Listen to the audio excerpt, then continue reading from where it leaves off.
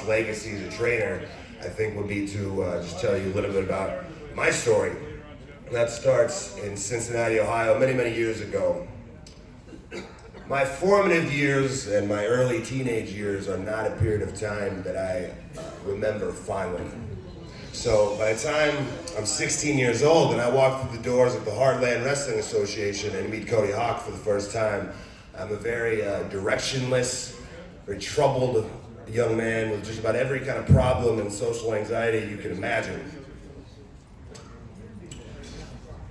I hated my teachers, I hated my coaches, I'd stopped going to school. The only thing that I liked was wrestling, and I was obsessed, and I was hell-bent on breaking into this industry. I just didn't know how I would start. I knew where I wanted to go, but I didn't know how to get there.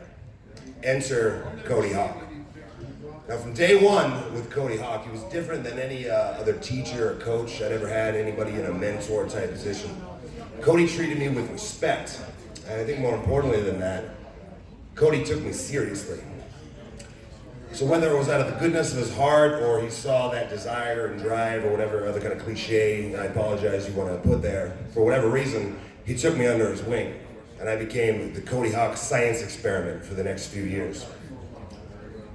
And the important thing that I want to say, that I want to emphasize, if you were to take one thing away from this, is that from day one with Cody, however much work I was willing to put in, however much effort I was willing to put forth, he would match it.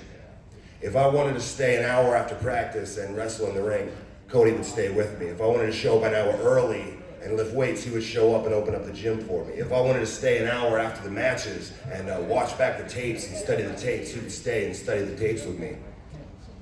Cody didn't just show me the path, Cody walked the path with me, and that's a crucial distinction.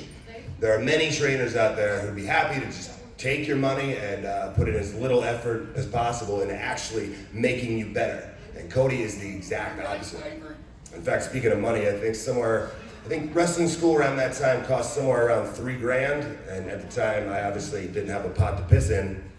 So, Cody says, hey, it's fine, you can just make payments when you can, whatever you can. I think I made exactly one payment. So technically, I still owe Cody about $2,700. But I figure since I'm up here doing this speech for him tonight, we can just call it even.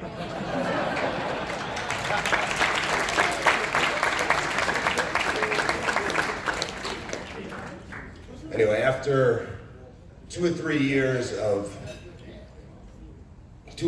and thousands of hours of Cody putting his hard work in to develop me as his science experiment, eventually, that 16-year-old kid who walked through the doors was doing 60-minute Broadways. Eventually, I'm wrestling all over the country, eventually all over the world. Was fortunate enough to have 8 successful years in WWE.